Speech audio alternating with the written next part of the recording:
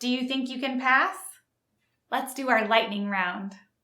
What is an amendment? A change to the Constitution. And how many do we have? 27. What is one reason colonists came to America? Freedom. If both the president and the vice president can no longer serve, who becomes president? The Speaker of the House. What are two rights in the Declaration of Independence? Life and liberty. Two L's. Who lived in America before the Europeans arrived?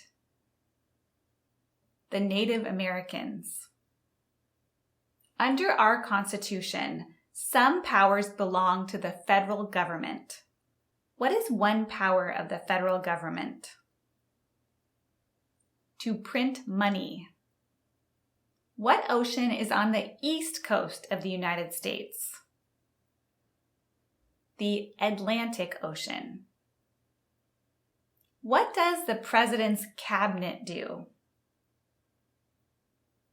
Advises the president.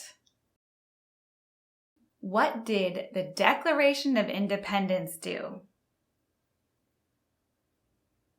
Announced our independence from Great Britain.